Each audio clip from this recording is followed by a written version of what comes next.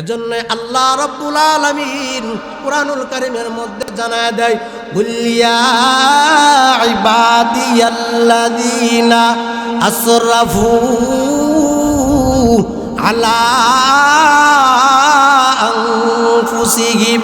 আল্লাহ বলে, হে বন্ধু, তুমি তোমার উম্মতদেরকে জানায় দাও, পৃথিবীর মানুষদেরকে জানায় দাও, লা তাকুনাতু মির রাহমাতিল্লাহ। এরা যদি মাটির থেকে নিয়ে আসমান পর্যন্ত গুনাহ করে, এমন গুনাহ করছে যে মাথার চুলটা জমিনের মধ্যে রাখবার মতো কোনো জায়গা নাই, সেই পরিমাণ গুনাহ করে ফেলছে। এরপরেও যেন আমার বান্দারা আমার রহমত থেকে যেন বঞ্চিত না হয়। ও বন্ধু, তুমি তোমার উম্মতদেরকে জানায় দাও, পৃথিবীর মানুষদেরকে জানায় দাও, আর বলো, ইন্নাল্লাহা ইয়াগফিরুয যুনুবা জামিয়া।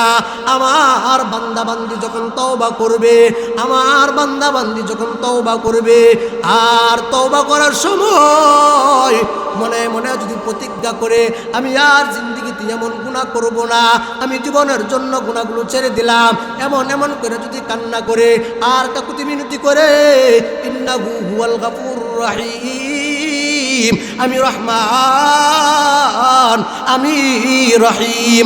আমার বান্দা যখন কান্না করবে, চোখের পানি ছেড়ে ছেড়ে যখন কান্না করবে, বান্দা কান্না করতে দেরি হবে, আমি মাওলা বান্দা বান্দির জিন্দেগির গুনাহগুলো মাফ করতে দেরি করব না। হাত্তা ইযা মা জাউহা শাহিদা আলাইহিম সামউহুম ওয়া আবসারুহুম ওয়া জুলুদুহুম বিমা কানু ইয়ামালুন। এবার আসবে হাত্তা ইযা মা জাউহা শাহিদা আলাইহিম সামউহুম ওয়া আবসারুহুম ওয়া জুলুদুহুম বিমা কানু ইয়ামালুন। এটার ভিতরে চারটা সাক্ষী আছে। এটা বলবে যে খান বলবে, আল্লাহ তুমি কান দিছিলা তোমার বান্দা ওয়াজ মাহফিল শুনবে, কান দিছিলা পবিত্র কোরআন তেলাওয়াত শুনবে, কান দিছিলা জিকির আজকার শোনার জন্য, কান দিছিলা হাদিস শোনার জন্য, আল্লাহ কান দিছিলা আজান শুনিয়া মসজিদে যাবে, কিন্তু আল্লাহ এমন কিছু করে নাই। কানের দ্বারা কি করেছে? গান বাজনা শুনেছে, কানের দ্বারা গান বাজনা শুনেছে। রাত্র যখন গভীর হয়, যুবক বিছানার মধ্যে ঘুমায়, কম্বল দিয়ে মাথাটা সুন্দর করে ডাইকা, উলঙ্গ ছবিগুলো ফেসবুক ইন্টারনেটে কানের মধ্যে হেডফোন লাগায় শুনে না। এমন বহু যুবক আছে। যুবকদেরকে বলবো, ও যুবক, তোমার জন্য কান তোমার বিরুদ্ধে হয়ে সাক্ষী দিবে। কানের দ্বারায় তুমি গুনার কাজ করিও না, কানের দ্বারায় তুমি গুনার কাজ করিও না। মহান রব্বুল আলামিনের দরবারে হৃদয়ের গহীন থেকে ইমানি উচ্চ আওয়াজে মালিকের দরবারে শুকর আদায় করি, যে কেন যে আল্লাহ রব্বুল আলামিন আজকের এই প্রতিষ্ঠানের উসিলায় এমন একটি দিনী মাজলিসের সুন্দর পরিবেশ হয়েছে। বিভিন্ন জেলা, বিভিন্ন থানার থেকে উলামায়ে কেরাম এখানে আসতেছে শুধু এই মাদ্রাসার উসিলায়, আর বিভিন্ন উলামায়ে কেরামের জবান থেকে কোরআন সুন্নাহর কথাগুলো শুনবেন। যে আল্লাহ রাব্বুল আলামিন এই সুন্দর পরিবেশ আপনাদেরকে আমাদেরকে সহ আল্লাহ তাআলা সুন্দর পরিবেশ সুযোগ করে দিয়েছেন, সেজন্য রব্বে কারিমের দরবারে হৃদয়ের গহীন থেকে ইমানি উচ্চ আওয়াজে শুকর আদায় করি আলহামদুলিল্লাহ। সময় যেহেতু সংক্ষিপ্ত, আলোচনা লম্বা করা যাবে না, তবে আমরা যেহেতু মানুষ, আমাদের জীবনে গুনাহ আছে না নাই? আপনারা সত্যি কথা বলবেন, কেউ মিথ্যা কথা বলবেন না। আমাদের জীবনে গুনাহ আছে না নাই? তাইলে বুঝা গেল প্রত্যেকটা মানুষের জীবনে গুনাহ আছে। আর যেহেতু গুনাহ আছে, সেই গুনার জন্য রব্বে কাবার দরবারে আপনার আমার কি করতে হবে? তওবা করতে হবে। যখন আমরা তওবা করব, খাস দিলে যখন তওবা করব, খাস দিলে তওবা করলে মহান রব্বুল আলামিন আপনার আমার তওবাগুলো কবুল করে নিয়ে তামাম জিন্দেগির সমস্ত গুনাহগুলো মাফ করে দিবেন। সুবহানাল্লাহ। বান্দা যতই গুনাহ করুক না কেন, কিন্তু কখনো যেন সে আল্লাহর রহমত থেকে বঞ্চিত না হয়। যখন মানুষ গুনাহ করবে, গুনাহ করার পর যখন সে এক সময় যখন তার বুঝ চলে আসবে যে আমি তো গুনাহ করে ফেলছি, এখন দেখি আল্লাহ তাআলার কাছে আমি তওবা করি, দেখি আমার তওবাটা আল্লাহর কাছে কবুল হয় কিনা। এমন ভয়ভিত্তিক যদি থাকে আর বলে যে আমি বাকি জিন্দেগিতে আর গুনাহ করব না, আর এমন তওবাই করতে হবে যে আমি তো গুনাহ থেকে গুনাহি মুক্ত জীবন করবই, যাতে আমার কাছ থেকে আরও 10টি যুবক যেন শিক্ষা গ্রহণ করে। এমন তওবা করতে হবে যে বাকি জিন্দেগিতে যেন আমি আর এই গুনাহগুলো করব না, কোনো ধরনের গুনাহ আমরা করব না, এমনভাবে তওবা করতে হবে। আর এমনভাবে যখন তওবা করব, আর এই তওবা করার পর আল্লাহ তাআলা আপনার আমার তওবা কবুল করে নেবেন, জিন্দেগির গুনাহ আল্লাহ মাফ করে দিবেন। আল্লাহ রাব্বুল আলামিনের কাছে অসংখ্য মানুষ তওবা করে আল্লাহওয়ালা হয়েছে। জিনার কাজ করছে, জিনা বুঝে নেয়, জিনা করে ফেলছে, একসময় দেখা যায় সে তওবা করে জিনার কাতার থেকে মুক্ত হয়ে সে আল্লাহর প্রিয় বান্দা হয়ে গেছে। যেমন সুদখোর ব্যক্তি আছে, সুদ জীবন ভরা সুদ খেয়েছে, একসময় তার বুঝ চলে আসছে, সে সুদ খাওয়া বাদ দিয়ে তওবা করেছে, আল্লাহ তাআলা প্রিয় বান্দা হয়ে গেছে। এমন অসংখ্য বান্দাগুলো আছে গুনাহ করেছে, কিন্তু গুনাহ করার পর তওবা করেছে, আল্লাহ গুনাহ মাফ করে দিয়ে সে আল্লাহর প্রিয় বান্দা হয়ে আল্লাহর ওলি হয়ে দুনিয়ার জমিন থেকে বিদায় হয়েছে। সুবহানাল্লাহ। যে আল্লাহ পূর্বের মানুষদেরকে ক্ষমা করে দিতেন, সে আল্লাহ এখন কি নাই? অবশ্যই আছে। সে আল্লাহ ভবিষ্যতেও থাকবে, এখনও আছে, বিচারের দিনেও থাকবে। তাইলে আমরা যেহেতু মানুষ আর মানুষগুলো জন্ম নিয়েছি, গুনাহ যেহেতু আছে, তওবা অবশ্যই করতে হবে। আর তওবাটা এমন তওবাই করতে হবে যেমন কথাটা আমি বলেছি যে আমি বাকি জিন্দেগিতে গুনাহগুলো আর করব না। আর গুনার অনুতপ্ত হয়ে যখন তওবা করবে, কাকুতি মিনতি করবে আল্লাহর দরবারে, আল্লাহ ওই বান্দার কান্না, এই তওবা আল্লাহ কবুল করে নেবে। সুবহানাল্লাহ। বুজুর্গরা কিতাবের ভিতরে লেখছেন যে মানুষ গুনাহ করছে, গুনাহ করার পর তওবা করছে, আল্লাহওয়ালা হয়ে গেছে। যেমন এক ব্যক্তি, সে কাপড় চুর ছিল, সে কাপড়ের কাপড় চুরি করত। মানুষ যখন মৃত্যুবরণ করত, মৃত্যুবরণ করার পরে মানুষকে যখন কবরের মধ্যে রাখা হতো, তখন সে রাতের বেলা যায় কবর থেকে সে কাপড়ের কাপড় চুরি করত। এটা তার কর্ম ছিল, সে এই কর্ম করে তার জিন্দেগিটা চালাইয়া দিত, সংসার চালাইত। এক পর্যায়ে দেখা যাচ্ছে একদিন এই এলাকার ভিতরে একজন আনসারি, একজন যুবতী মেয়ে দুনিয়ার জমিন থেকে মৃত্যুবরণ করেছে। মৃত্যুবরণ করার পর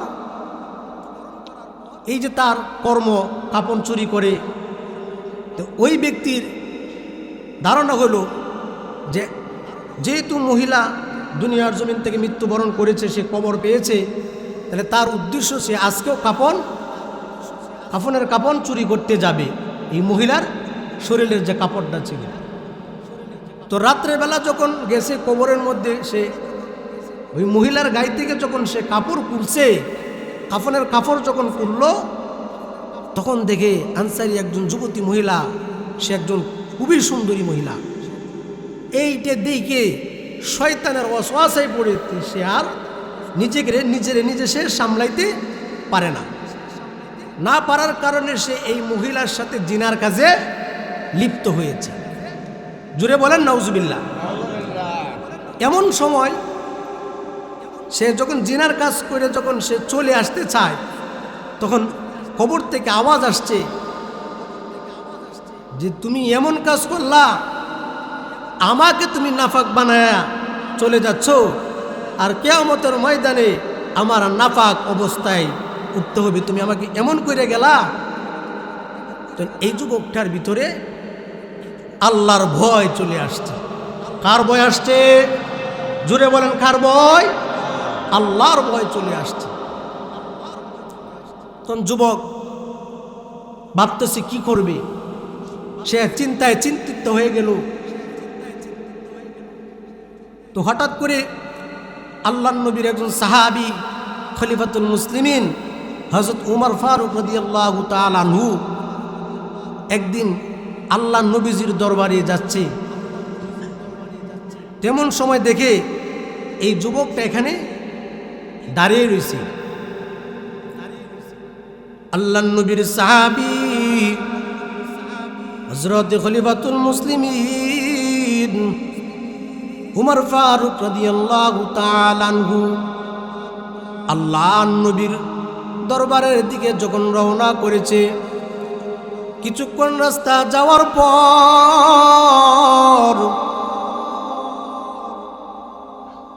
দেখি একটা যুবক রাস্তার মধ্যে দাঁড়িয়ে আছে। যুবকটা চোখের পানি ছেড়ে ছেড়ে কান্দে। আল্লাহ নবীর সাহাবী হযরত উমর ফারুক রাদিয়াল্লাহু তাআলা আনহু জিজ্ঞেস করলেন, ও যুবক, তুমি কেন কান্না করো? যুবকটা ডাক দিয়ে বললেন, ওগো আল্লাহর নবী সাহাবী খলিফাতুল মুসলিমিন হযরত উমর ফারুক রাদিয়াল্লাহু তাআলা আনহুকে বললেন, তুমি কোথায় যাও? উমর ডাক দিয়া বললেন, আমি নবীজির দরবারে যাই, নবীজির সাথে সাক্ষাৎ করার জন্য। যুবকটা ডাক দিয়া বললেন, ও খলিফাতুল মুসলিমিন, তুমি আল্লাহর নবীকে বলবা আমার জন্য একটু সুপারিশ করার জন্য, আল্লাহ তাআলা যেন আমার তওবাটা কবুল করে নেয়। আর তুমি নবীজিকে বলবা আমার জন্য একটু সুপারিশ করত।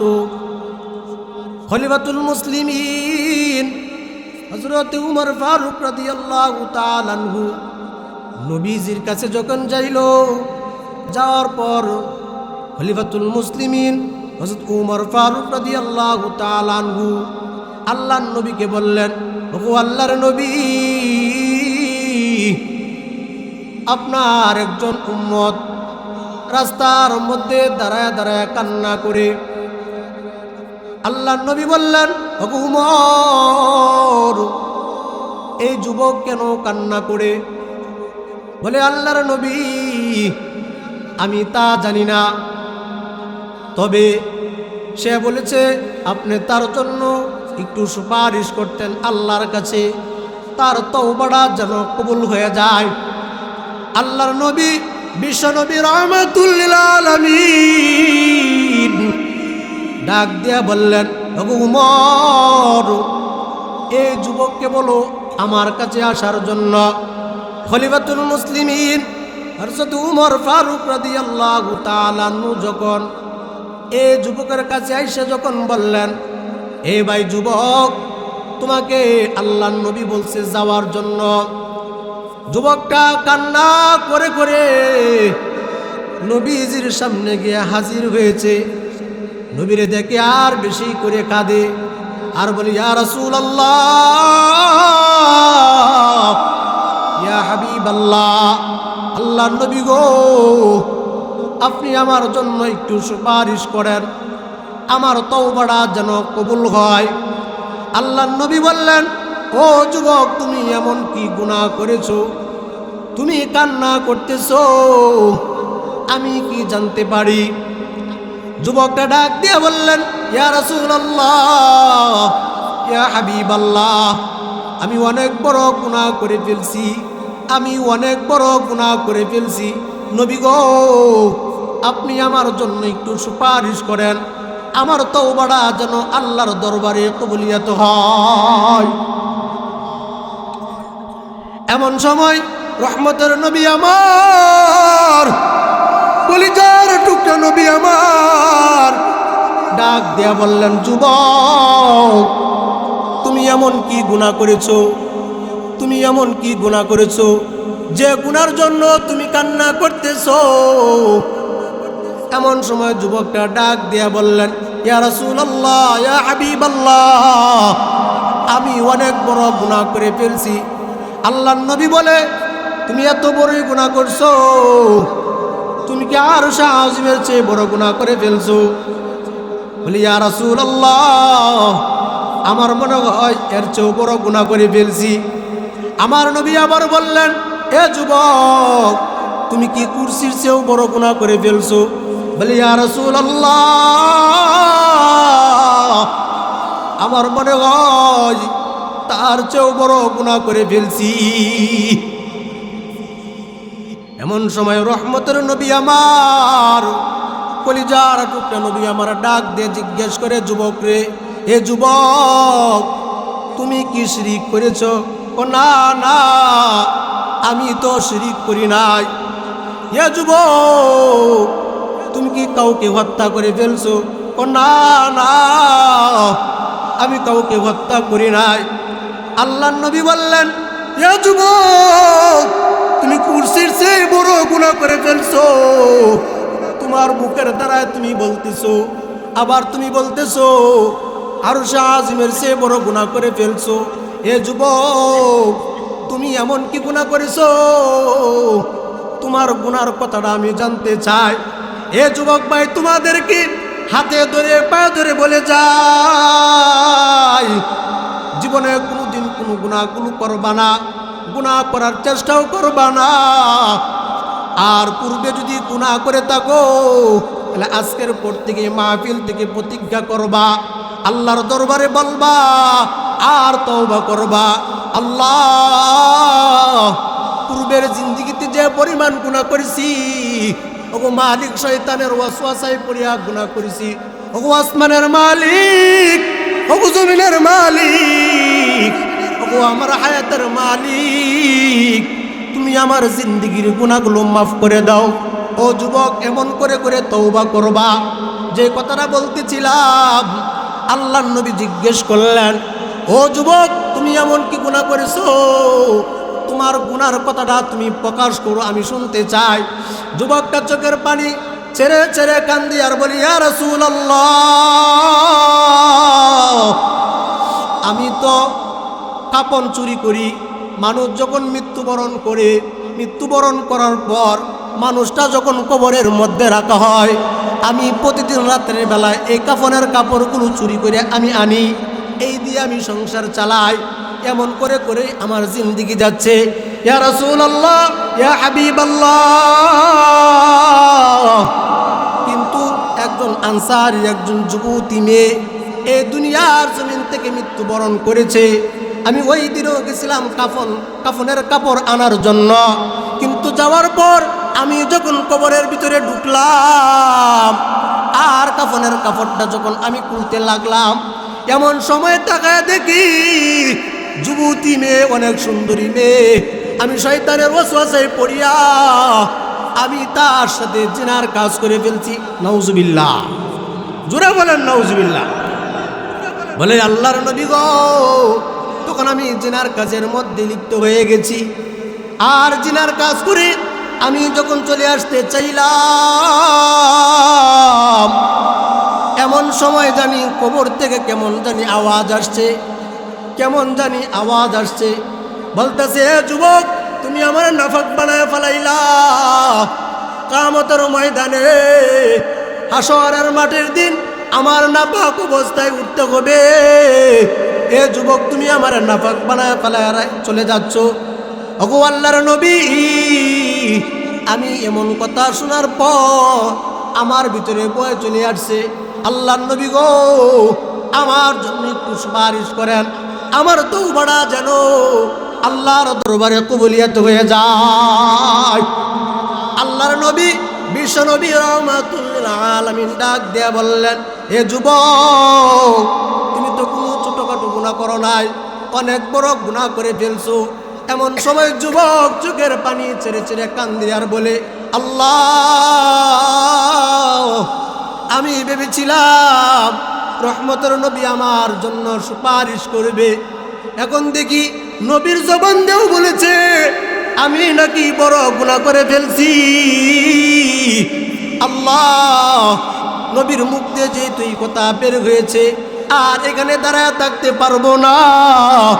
এখন যদি দাঁড়ায় থাকি আর আমার নবীর মনের ভিতরে যদি আরো কষ্ট বেড়ে যায়, আর আমার নবী যদি আমার জন্য অভিশাপ দেয়, তাহলে আমি সঙ্গে সঙ্গে সঙ্গে ধ্বংস হয়ে যাব। যুবকটা এমন সময় নবীজির দরবার থেকে হেঁটে হেঁটে চলে আসছে। আর আসমানের মালিকের দিকে তাকায় বলে, ওগো আল্লাহ, তুমি আমাকে মাফ করে দাও। যুবকটা এই কথা বলে বলে ওই পাহাড়ের কিনারের মধ্যে যায়া, ওই জঙ্গলার মধ্যে একদিন নয়, 2 দিন নয়, 3 দিন নয়, যুবকটা 40 দিন পর্যন্ত নামাজ পড়েছে আর 40 দিন পর্যন্ত তওবা করেছে। 40 দিন পর আপনার মালিক, আমার মালিক, আসমানের মালিক, জমিনের মালিক ওই বান্দার তওবা কবুল করে নিছে। জোরে বলেন সুবহানাল্লাহ। মুসলমান ভাইরা আমার, ও বিবারিয়ার যুবক ভাই, ও আমার বৃদ্ধ বাবাজিরা, ও আমার পদ্মানিশীর মা বোনেরা, গুনাহগুলো করবা না, গুনাহগুলো দিল থেকে সরায়া দাও।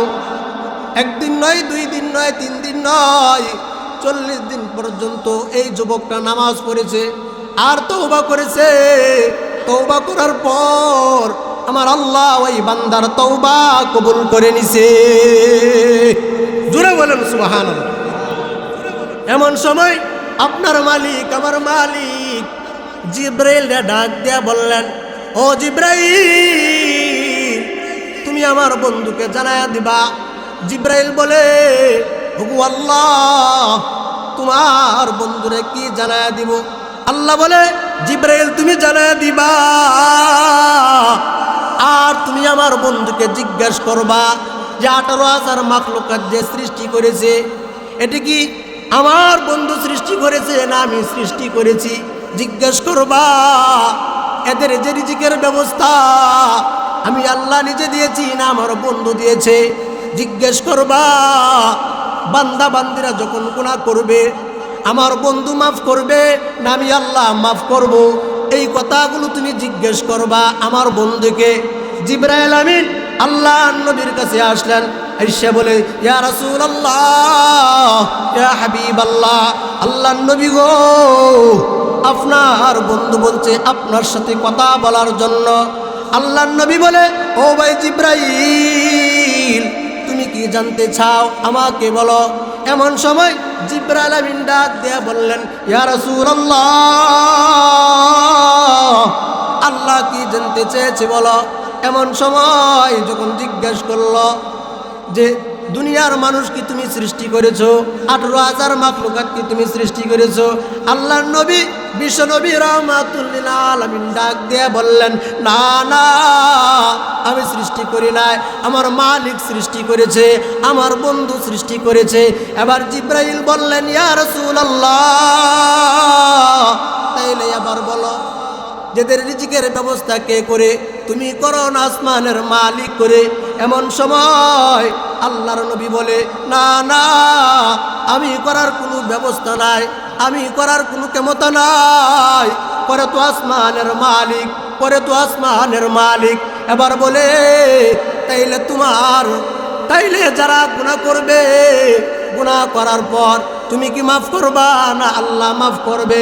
এমন সময় রহমতের নবী আমার ডাক দেয়া বলে, জিবরাইল রে, ও জিবরাইল, তুমি আজকে এই কথাগুলো জানতে চেয়েছো। গুনাহ যখন বান্দা করে বা বান্দি করে তখন তো আসমানের মালিক তাকে মাফ করবে, আমি মাফ করার কোনো কিয়ামত নাই। এমন সময় জিবরাইল আমিন ডাক দিয়া বললেন, ইয়া রাসূলুল্লাহ, ইয়া হাবিবাল্লাহ, তাহলে আপনার বন্ধু জানায়া দিছে যে যুবকটা আপনার কাছে আসছিল, যে আপনি সুপারিশ করার জন্য, কিন্তু এই যুবকটা ওই পাহাড়ের কিনারের মধ্যে যাইয়া ওই জঙ্গলের মধ্যে একদিন নয়, 2 দিন নয়, 3 দিন নয়, 40 দিন পর্যন্ত নামাজ পড়েছে আর তওবাগুলো করেছে। আর আল্লাহ জানায়া দিয়েছে, আপনাকে বলে দিতাম, ওই যুবকের গুনাহগুলো আল্লাহ রাব্বুল আলামিন মাফ করে দিয়েছে। এজন্য আল্লাহ রাব্বুল আলামিন কুরআনুল কারীমের মধ্যে জানায়া দেয়, কুল্লিয়া ইবাদিয়াল্লাযীনা আসরাফু আলা আনফুসিহিম। আল্লাহ বলে, হে বন্ধু, তুমি তোমার উম্মতদেরকে জানায়া দাও, পৃথিবীর মানুষদেরকে জানায়া দাও, লা তাকনাতু মির রাহমাতিল্লাহ। এরা যদি মাটির থেকে নিয়ে আসমান পর্যন্ত গুনাহ করে, এমন গুনাহ করছে যে মাথার চুলটা জমিনের মধ্যে রাখবার মতো কোনো জায়গা নাই, সেই পরিমাণ গুনাহ করে ফেলছে।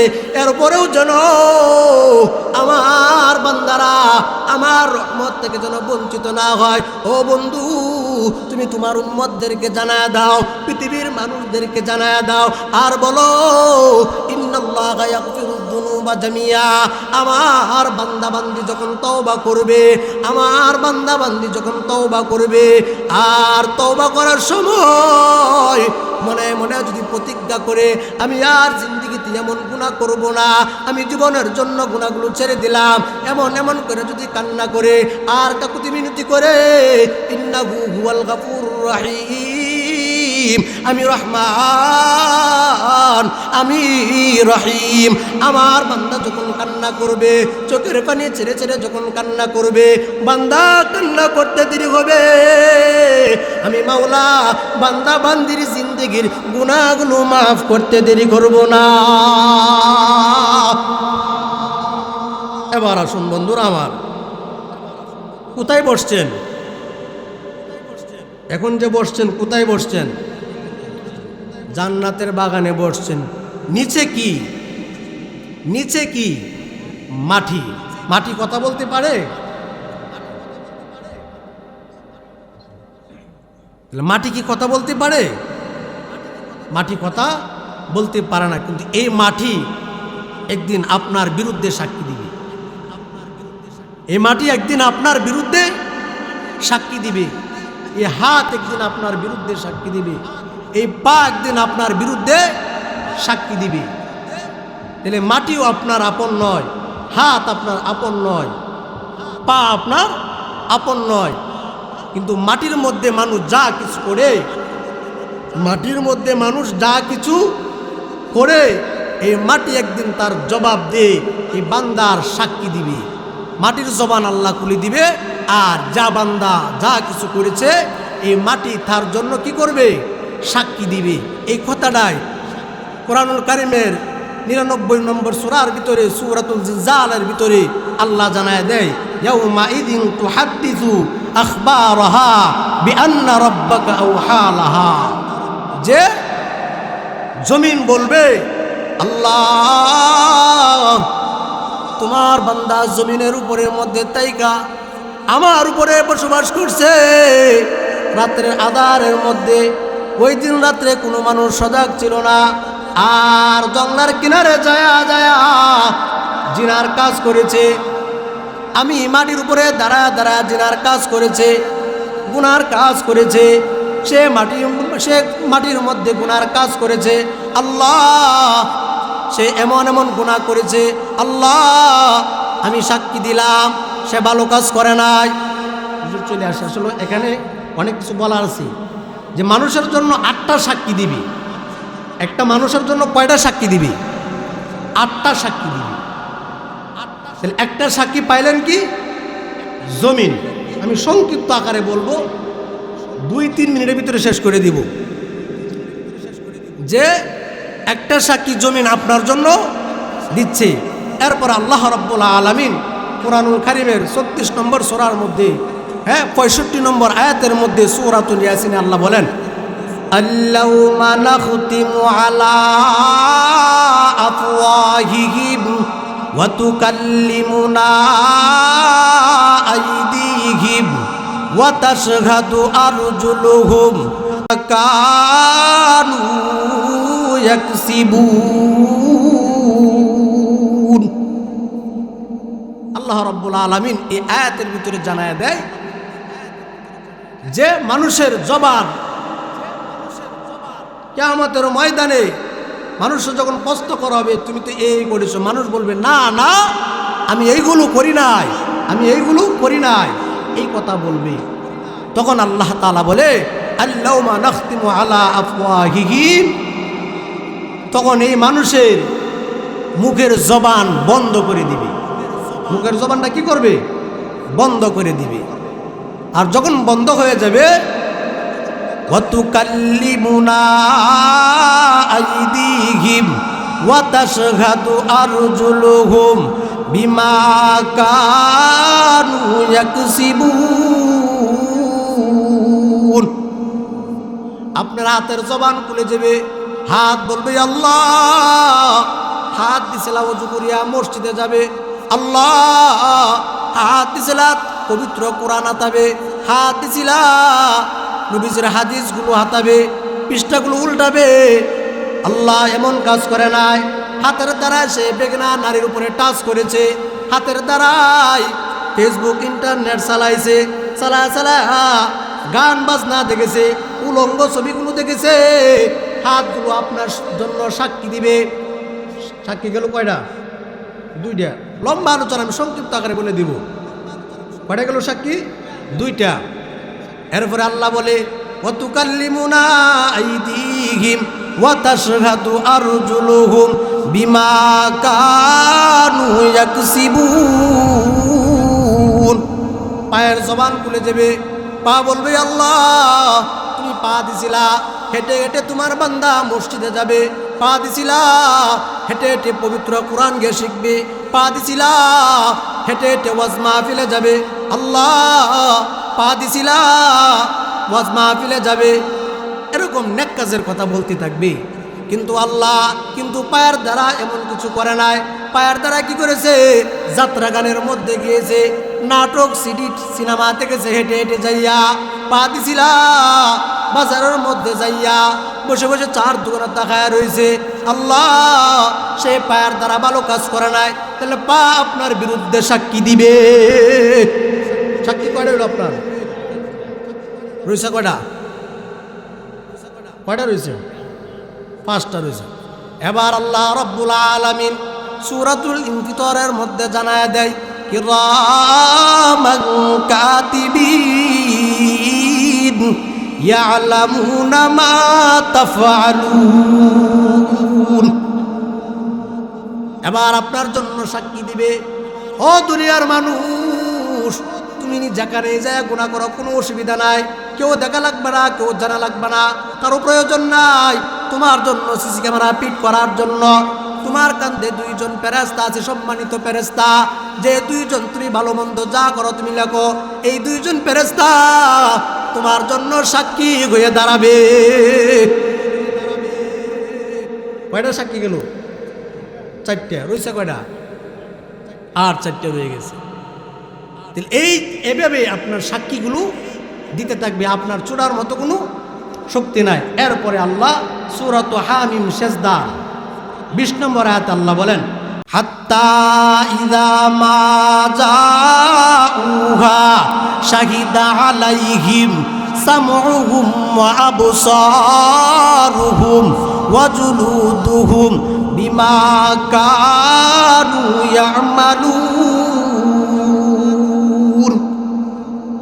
এবার আসবে হাত্তা ইযা মা জাউহা শাহিদা আলাইহিম সামউহুম ওয়া আবসারুহুম ওয়া জুলুদুহুম বিমা কানু ইয়ামালুন। এটার ভিতরে 4টা সাক্ষী আছে। এটা বলবে যে খান বলবে, আল্লাহ, তুমি কান দিছিলা তোমার বান্দা ওয়াজ মাহফিল শুনবে, কান দিছিলা পবিত্র কোরআন তেলাওয়াত শুনবে, কান দিছিলা জিকির আজকার শোনার জন্য, কান দিছিলা হাদিস শোনার জন্য, আল্লাহ, কান দিছিলা আজান শুনিয়া মসজিদে যাবে। কিন্তু আল্লাহ এমন কিছু করে নাই। কানের দ্বারা কি করেছে? গান বাজনা শুনেছে, কানের দ্বারা গান বাজনা শুনেছে। রাত্র যখন গভীর হয়, যুবক বিছানার মধ্যে ঘুমায়, কম্বল দিয়ে মাথাটা সুন্দর করে ডাইকা, উলঙ্গ ছবিগুলো ফেসবুক ইন্টারনেটে কানের মধ্যে হেডফোন লাগায় শুনে না। এমন বহু যুবক আছে। যুবকদেরকে বলবো, ও যুবক, তোমার জন্য কান তোমার বিরুদ্ধে হয়ে সাক্ষী দিবে। কানের দ্বারাই তুমি গুনার কাজ করিও না, কানের দ্বারাই তুমি গুনার কাজ করিও না। তাহলে কান তোমার জন্য বিরুদ্ধে সাক্ষী দিবে। তাহলে কয়টা গেল? 5টা চলে গেল। এরপরে আল্লাহ এই যে চোখ দিয়েছে নিয়ামতগুলো, এই চোখ বলবে, আল্লাহ, চোখ দিছিলা হেঁটে হেঁটে মসজিদে যাবে, চোখ দিছিলা হেঁটে হেঁটে যাইয়া দিন শিখবে, দিন প্রচার করবে, ওয়াজ মাহফিলে যাবে। কিন্তু দেখে দেখে যাবে, কিন্তু আল্লাহ এমন তো কিছুই করে নাই। এই চোখের দ্বারায় সে কি করেছে? উলঙ্গ ছবি দেখেছে, বেগানা নারী দেখেছে, দেখে দেখে সে গুনাহের খায়েশ তার ভিতরে আনছে। এই চোখ তার জন্য বিরুদ্ধে সাক্ষী দিবে। তাহলে কয়টা হইল? কয়টা? 6টা হয়ে গেল। রইল কয়টা? 2টা রয়ে গেল। এই 2টা সাক্ষীর মধ্যে হাত্তা ইদা মা জাউহা শাহিদা আলাইহিম সামউহুম ওয়া আবসারুহুম ওয়া জুলুদুহুম। এই চামড়া কি করবে? এই চামড়া আপনার জন্য বিরুদ্ধে সাক্ষী দিবে। কি করবে? বিরুদ্ধে সাক্ষী দিবে। এই যে চামড়া, এই চামড়ার মধ্যে আমরা বাঁশের সাবান, স্যান্ডেলিন সাবান, লাইটবল সাবান, ডেটল সাবান, রোশন, কত কিছু ব্যবহার করি। এই চামড়াটা যদি কেউ অপবিত্র জায়গার মধ্যে ব্যবহার করে, তাইলে এই চামড়াটাও একদিন আপনার জন্য বিরুদ্ধে সাক্ষী দিবে। এরপরে বলে কি? ওয়াজুলুদুহুম বিমা কানু ইয়ামালুন। এরপরে 8 নাম্বার হলো আপনার জীবনে যা কুকর্ম করেছেন, মায়ের পেট থেকে আসার পর মৃত্যু পর্যন্ত যা কিছু করেছেন, সমস্ত আমলনামা আপনার বাম হাতের মধ্যে তুলে দিবে আর বলবে, আল্লাহ যে তুই দেখ তোর জীবনে কি কি করছস। বান্দা লোবে আর দেখবে সে জিনা করেছে, সুদ খেয়েছে, ঘুষ খেয়েছে, গান মাজনা দেখছে, এরকম তার বহু গুণাগুলো দেখবে আর বলবে, আমি কি করেছি। এরপর আল্লাহ বলবে, তুই ফর আর তুই দেখ। প্রমাণ আল্লাহ কুরআনুল কারীমের মধ্যে জানা দেয়, সূরা বনী ইসরাঈলের মধ্যে, ইকরা কিতাবাকা কাফা বিনাফসিকা লাউমা আলাইকা হাসিবা। ইকরা, তুমি পড়ো, তোর আমলনামা তুই দেখ তোর জীবনে তুই কি করেছিস। এই 8টা সাক্ষী যেদিন আপনার জন্য দিবে, আপনার ছুটবার মতো কোনো শক্তি আছে? ছুটবার মতো শক্তি নাই। এর জন্য আমি আপনাদের সবাইকে বলি, হাতের দ্বারা গুনাহ করবেন না, পায়ের দ্বারা গুনাহ করবেন না, কানের দ্বারা গুনাহ করবেন না। মূল যে 8টা সাক্ষীর কথা বলছি, জমিনের দ্বারাই গুনাহ করবেন না। যদি গুনাহ করেন তাহলে একটা একটা করে এই 8টা সাক্ষী আপনার জন্য দাঁড়ায় গেলে আপনারা কোনো অস্তিত্ব থাকবে না। কিন্তু যারা পূর্বে গুনাহ করেছেন, আজকের পর থেকে মাহফিল থেকে শিক্ষা নিয়ে এখান থেকে কান্না করে যাবেন, তওবা করে যাবেন, আর এই গুনাহগুলো বাকি জিন্দেগিতে করার চেষ্টা করবেন না।